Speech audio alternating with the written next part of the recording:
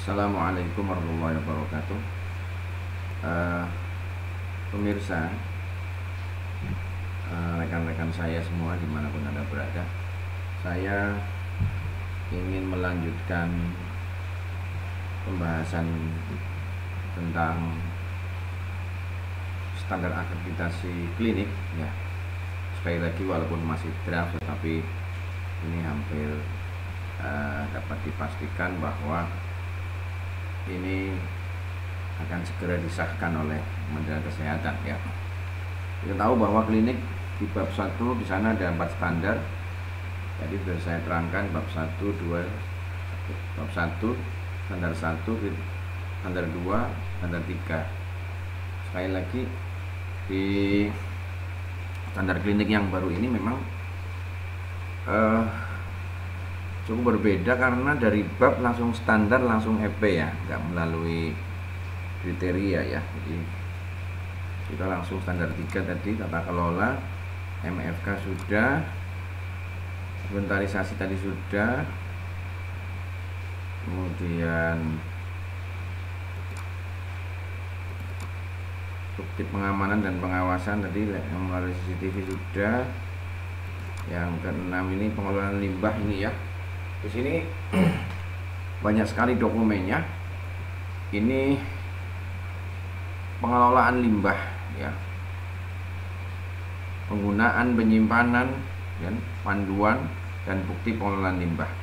Jadi pertama-tama kita perlu lakukan checklist, kemudian ada panduan pengelolaan limbah, ini bukti pengelolaan limbah ya, ini IPAL tersedia ya, ini seperti ini.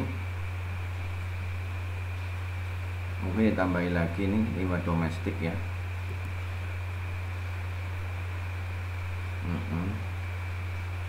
Oke. Kemudian kita ke ini panduan pengelolaan limbah, cukup ini definisi ruang lingkup, tata laksana, dan SOP ini ya. Kemudian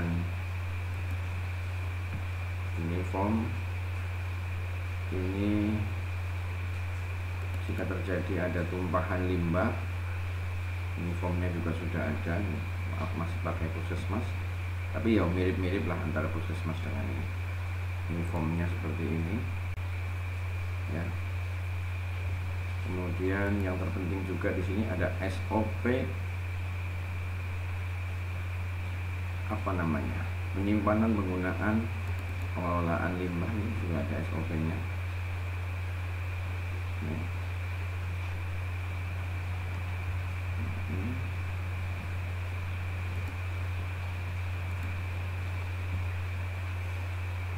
Nah, kemudian kita ke EP7. Ini bukti pengelolaan limbah sudah diterangkan di depan. Oh, ini sampah sampah domestik ini ya. Sampah domestik ya, tempat sampah, kantong sampah, petugas, TPS, MOU dengan DLH ini ya, sudah tersedia. Kemudian kita naik ke, nah ini bukti pemilihan APAR. Bukti pemilihan APAR ini dokumennya seperti ini. Ini sebetulnya bukan hanya APAR ya, tetapi sarana prasarana ya. Ini dokumennya seperti ini. Silakan limbah medis. Ini APAR-nya di bawah APAR mana? Ini listrik, kemudian ini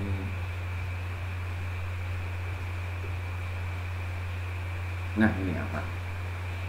Ini bukti bahwa APAR dilakukan monitoring ya. Pertama, apakah peletakan APAR itu mudah terlihat oleh umum atau tidak. Jangan sampai meletakkan APAR itu di belakang pintu sehingga susah tidak ada kebakaran. Yang kedua, apakah ada petunjuk penggunaan APAR pada tabung biasanya ada, misalkan pakai 3T, misalkan tarik tuasnya, kemudian todongkan, kemudian tembak, terserah, yang penting mudah diingat biar untuk mengingat-ingat prosedur atau alur penggunaan APAR, petunjuk penggunaan APAR. Yang ketiga, apakah APAR ada pemantauan dari pihak berwenang? Ya, karena biasa dilakukan oleh ada PT yang mensuplai APAR itu yang melakukan monitoring, ya, pemantauan. Yang keempat adalah apakah APAR sudah kadaluarsa atau belum. Ini kita ke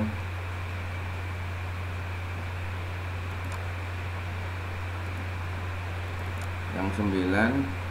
Ini bukti penandaan jalur evakuasi untuk bencana. Ini evakuasi tersedia, ada fotonya, titik kumpul, dan video simulasi kalau ada, ya. Ini ya. Kemudian di EP10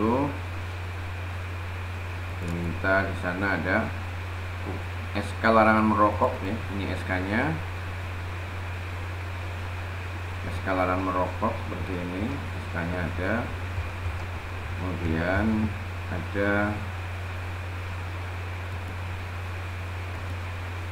ada yang 11, bukti larangan merokok, silakan bukti leaflet atau pamflet, ya, silakan, poster tersedia dan sebagainya. Oke.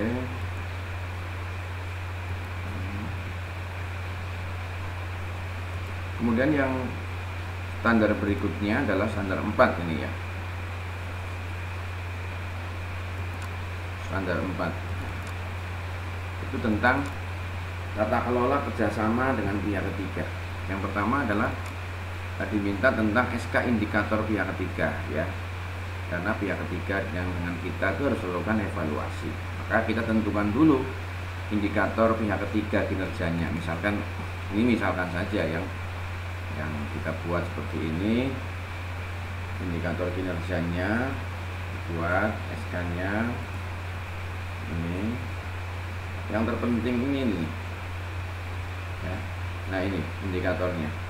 Misalkan kita bikin indikator apakah tersedia MOU tidak, tersedia suatu tugas atau tidak ketika datang, tepat waktu atau tidak, ya, ini nanti di presentasi berapa, ya. Misalkan di sini tepat waktu misalkan 100%, misalkan. Nah,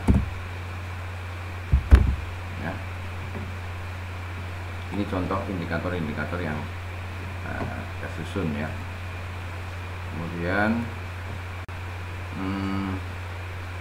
yang EP2 pertama tadi sudah ada SK-nya, dan ini evaluasinya. Ini kolom-kolomnya, evaluasi tindak lanjut. Kalau hasilnya itu sudah 100%, berarti tinggal sini misalkan melanjutkan kerjasama.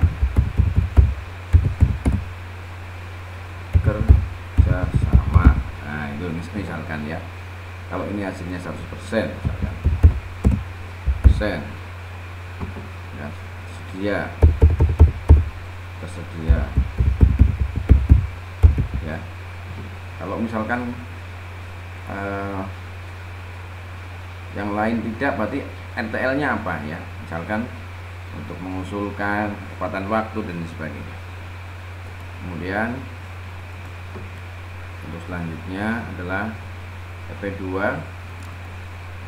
Ini bukti MOU. Silakan MOU dengan pihak ketiga yang ada masing-masing ini, kayak dengan PT ARA atau transporternya, silakan juga ada di klinik, ya. Kemudian di EP3-nya adalah jadi monitoring pihak ketiga. Saya kira ini rangkaian, ya. Ada SK indikator evaluasinya, kemudian dilakukan monitoring dan evaluasi.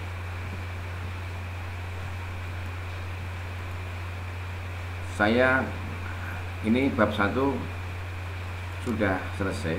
Jadi sekali lagi, bab 1 tata kelola itu ada 4 standar ya. Standar yang pertama itu adalah pengorganisasian klinik, standar kedua adalah tata kelola, ketiganya adalah MFK, dan keempatnya adalah tata kelola.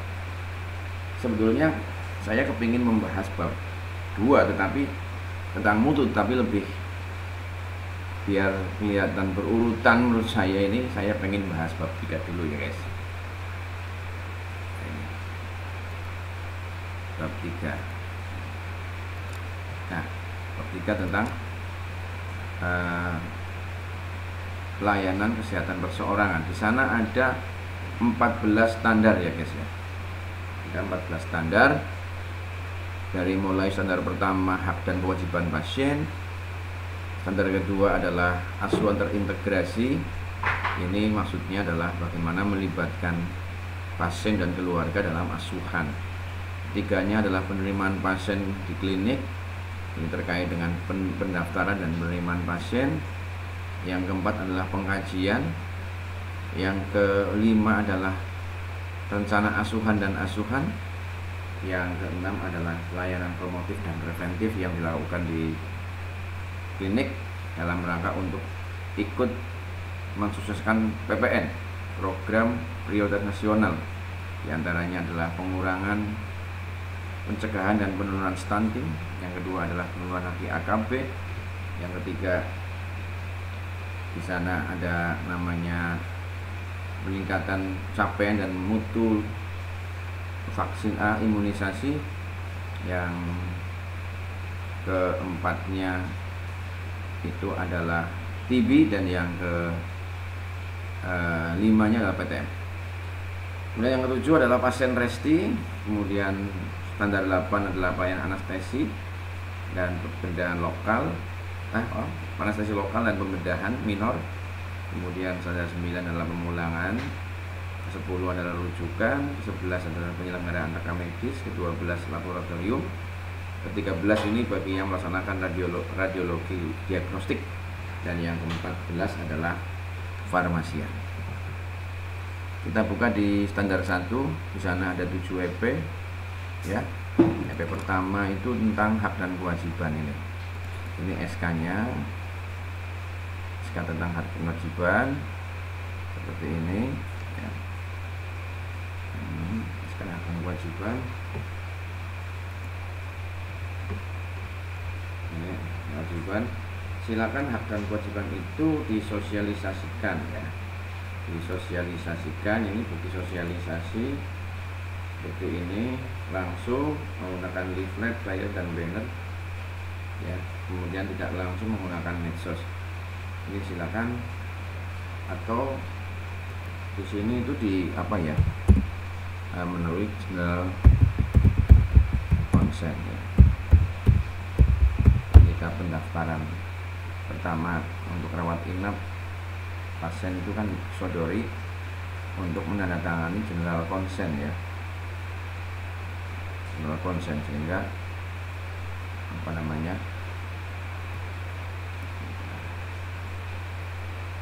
oke. Kemudian yang berikutnya adalah EP2, yaitu bukti petugas. Ini bukti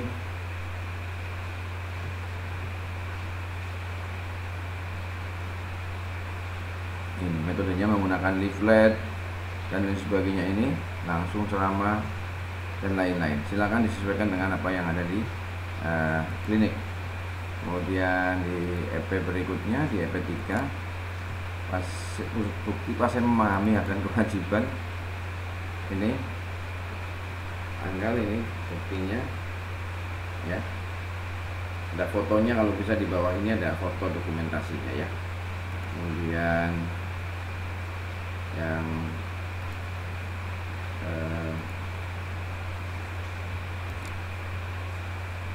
yang keempat tadi sudah bukti pemenuhan sarana prasarana pasien dengan berkebutuhan khusus ini ya. RAM, kemudian handrail, kursi tunggu khusus, parkir disabilitas, kursi roda, toilet persen, hamil lansia masih kebutuhan khusus, dan penerjemah bahasa. Ini ketika ada orang pasien yang tidak bisa berbahasa Indonesia atau bahasa lokal. Nah, ini semua ya guys, ini harus difoto di belakangnya. Bukti-bukti ini difoto ya, sehingga untuk dokumen bukti, walaupun nanti juga saya yakin surveyor akan melakukan observasi ke pembuktian kepada lokasi yang ditunjukkan di tadi di bagan tadi. Dan yang selanjutnya adalah EP6, kita diminta untuk tindak lanjut dari keluhan dari sini, pengaduan pasien ya. Ini keluhannya apa gitu ya. Ya, nanti media yang digunakan untuk keluhan apa, misalnya kotak saran, Google Form, atau ruang pengaduan. Ini suka-sukanya klinik untuk melakukan ini ya. Silakan medianya mau pakai apa untuk menerima keluhan. Kemudian EP7-nya adalah evaluasi tindak lanjut. Misalkan keluhannya apa, misalkan pendaftaran terlalu lama. Tindak lanjutnya ya, merubah pola pendaftaran yang manual menjadi elektronik.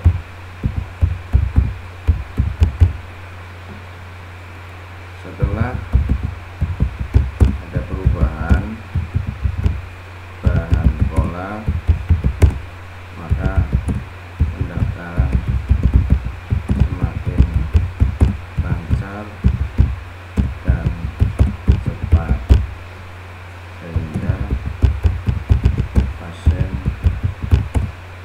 dan keluarga tidak mengeluh lagi. Ini misal ya. Selanjutnya kita naik ke standar 2, yaitu mengenai asuhan. Di sana ada 2 EP. Yang pertama adalah mengenai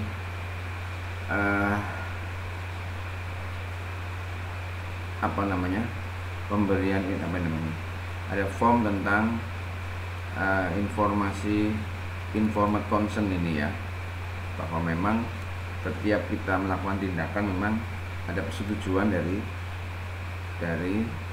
keluarga ini ya. Ini melibatkan semua, dikasih tahu ya. Kemudian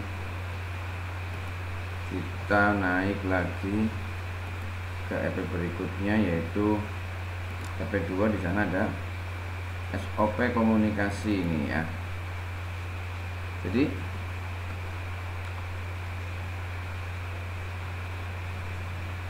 ini komunikasi antar PPA, ada dokter, ada perawat bidan, ahli gizi, misalkan dokter gigi atau farmasi yang melakukan komunikasi.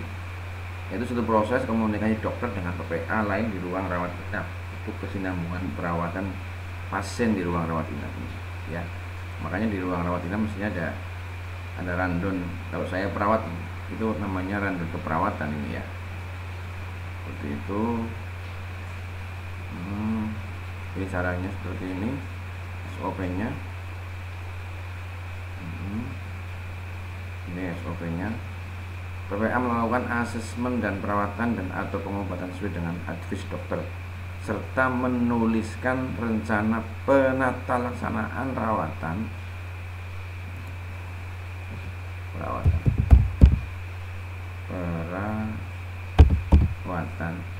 pada formulir CPPT terintegrasi dan membuka stempel profesi masing-masing, minimal tanggal dan tanda tangan petugas PPA itu, baik bidan maupun yang lain ya. Kemudian kita ke EP ke standar 3. Di sana penerimaan pasien, di sana ada 4 EP. Yang pertama adalah ini SOP informasi. Jadi ketika orang di pendaftaran, pasien di pendaftaran itu pendaftaran itu menyediakan berbagai informasi. Nih, petugas menyampaikan dan memberikan informasi yang dibutuhkan pasien, meliputi sarana pelayanan antara lain alur dan proses pendaftaran, alur dan proses pelayanan, jenis layanan, tarif, jam buka, rujukan, persediaan kamar rawat inap, dan lain-lain.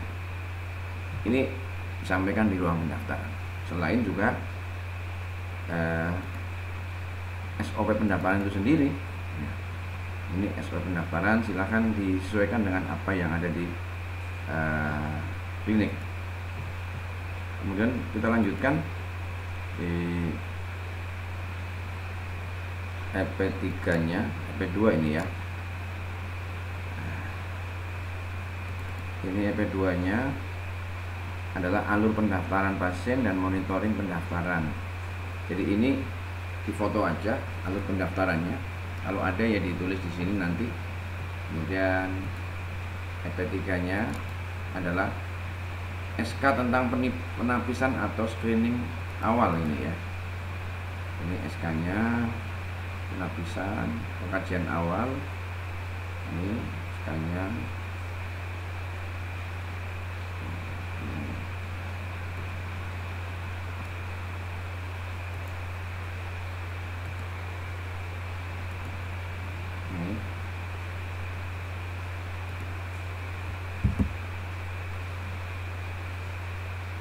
Ini pengajiannya ini, dan yang terpenting nomor 3 ini. Nah, ini ya, bahwa di screening awal itu diantara ini yang dikaji. Nah, maka muncul di bawahnya adalah SOP itu. Pertama adalah SOP kajian awal di klinik, SOP penapisan gangguan fungsi tubuh, SOP mengenai penapisan nyeri, SOP mengenai penapisan risiko gizi, SOP mengenai risiko jatuh, dan jejak planning itu ada. Dan yang keempatnya adalah bukti screening. Nah, ini bukti screening ya. Misalkan gangguan fungsi tubuh ini seperti ini, ruang pendaftaran suatu SOP dan sebagainya. Ini ya. Oke. Kemudian kita naik ke standar 4 ya. Pengajian ya. Pertama yang dibutuhkan adalah form pengajian, SOP pengajian awal. Kemudian yang kedua cara untuk pengkajian awal, jadi CPPT itu ya. Dan yang ketiganya EP3-nya adalah CPPT itu sendiri. Jadi ini contoh CPPT ya, bukti CPPT semua ditulis dan sebagainya.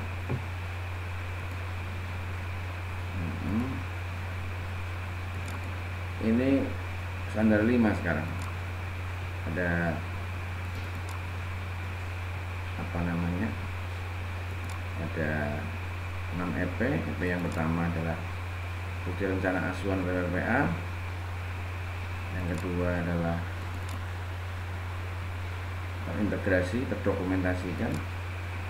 3 bukti evaluasinya. Jadi semua PPA itu kan punya data, kemudian rencana, implementasi, dan evaluasi. Sebenarnya sederhana seperti itu. Ini pijakan gizi dan SOP asuhan gizi. Kemudian ini SOP pemberian asuhan gizinya ya.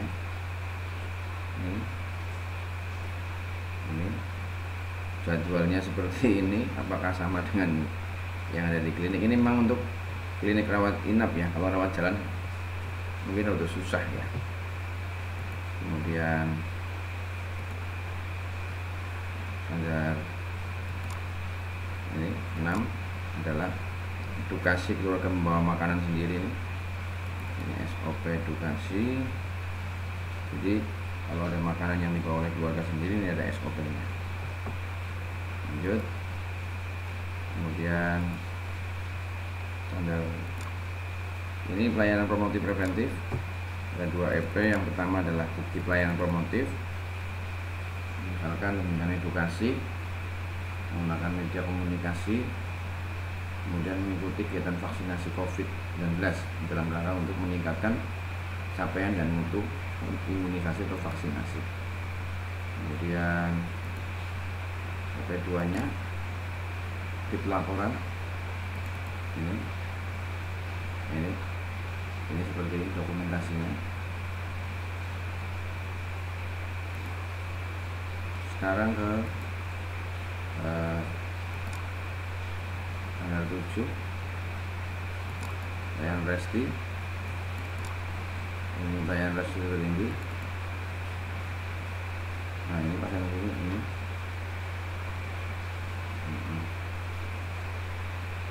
contoh sih seperti ini ya.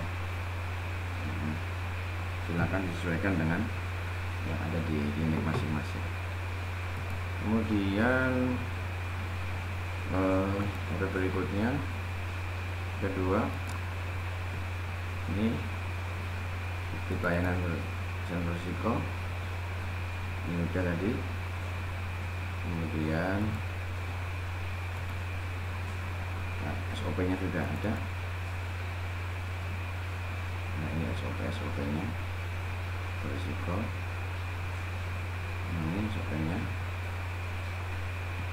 Kemudian sekarang ke bab 8 ada 6 EP. Yang pertama tadi penapisan anestesi dan SOP anestesi lokal. Kemudian di EP2 nya ada SK pendelegasian wewenang klinik. Jadi kegiatan anestesi itu harus diberikan pada petugas yang punya kompetensi ya. Walaupun dia perawat, ada pendelegasian wewenang dari dokter atau dokter gigi ya, misalkan ya, perawat gigi ya. Ini SOP nya ada. Kemudian SOP pembedahan lokal, SOP anestesi pra-anestesi lokal, dan yang terakhir adalah SOP pencatatan pembedahan lokal. Ini SOP nya seperti ini. Ini tugas menerima pasien, menerima RM pasien, dan lain sebagainya, sampai kita memberikan terapi pada pasien dan memberikan resep pada pasien. Ini sebetulnya. Silakan guys yang berminat dengan dokumen-dokumen yang saya miliki bisa menghubungi saya di 081225942968.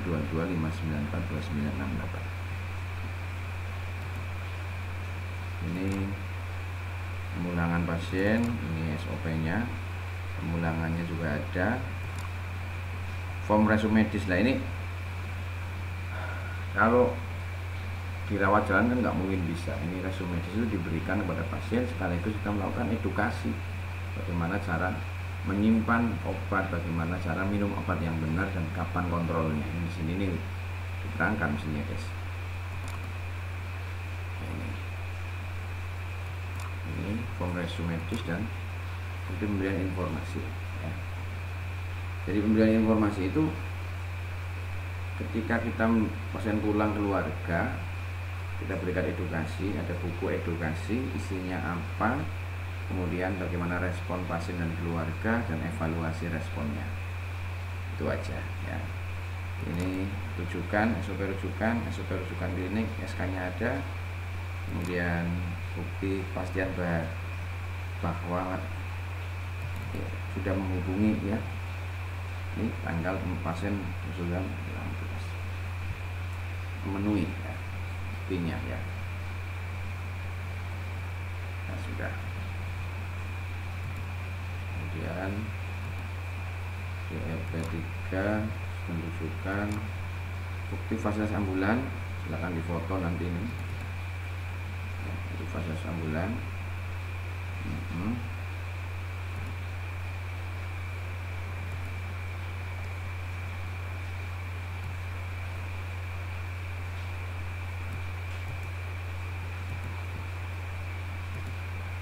Bukti ini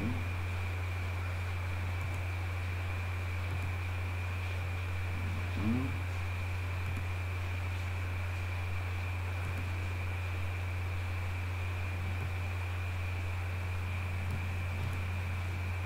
sambil ngedit saya ini.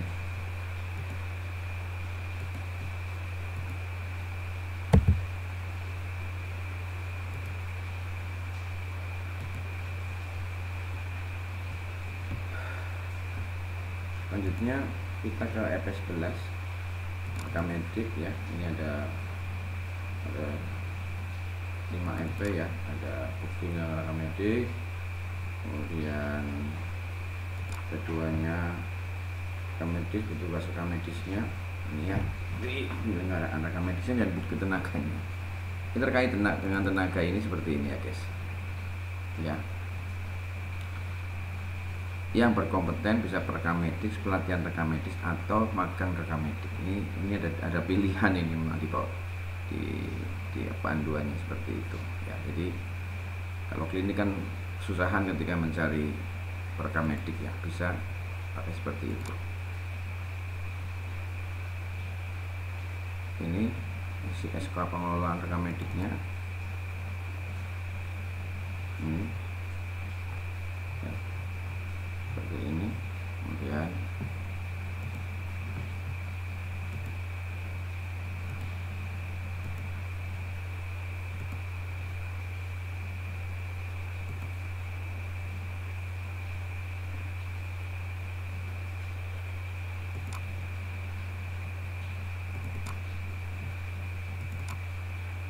sekarang ke laboratorium. Di sana ada SK pelayanan laboratorium, kemudian EP2 ada bukti kompetensi petugas lab ya. Ini formnya seperti ini. Nah, ini pendidikan kompetensi, kemudian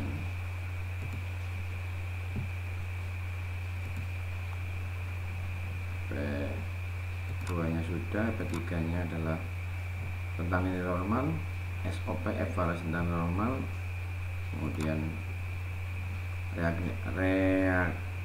reagensia dan SOP tentang normal ya. Kemudian yang terakhir ini bukti PMI dan SOP PMI PME ya, dan standar 13 karena kita nggak punya radiologi, nggak kita bahas. Kemudian ini EP nya banyak banget yang farmasi ini ya, luar biasa. Farmasi luar biasa. Ini saya bukan satu. SK formularium, ada SOP pemasangan obat, ada form resep, pengkajian resep, ada SOP pengkajian resep. Yang 5 bukti pemberian edukasi dan konseling tentang obat. Kemudian 6 rekonsiliasi obat dan SOP rekonsilasi obatnya dan form rekonnya ada lengkap ini. Yang 7 pemeriksaan obat emergensi ya, di ruang-ruang tertentu. Ini punya obat narkotik, bukti pemberian informasi obat, bukti pengelolaan obat, bukti penyaluran obat narkotik dan psikotropik dan sebagainya. Nah, ini ada semua. Kemudian 9 bukti penyertai alat, SOP nya, pengawasannya tidak lengkap. 10 liman alat dan SOP obat dewasa. Bagaimana, apakah dihancurkan? Meso, form mesonya, medical error dan penanganan meso ini ya. Dan terakhir ini dokumen-dokumennya, silakan.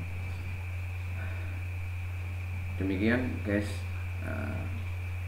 sedikit bagaimana saya ini mencoba untuk melakukan eksplorasi. Insya Allah besok pagi saya lanjutkan dengan membahas bab 2, karena bab 2 itu merupakan di sana ada mutu, keselamatan pasien, dan PPI. Cuma ada 3 standar di sana. Besok insya Allah saya akan bahas lebih rinci dan kasih contoh-contohnya. Demikian, sekali lagi jangan lupa like and subscribe ya, dan silakan yang berminat dengan dokumen-dokumen yang saya tampilkan, silakan bisa menghubungi ke 0812259429. Sekian, sampai jumpa lagi di lain kesempatan. Wassalamualaikum warahmatullahi wabarakatuh.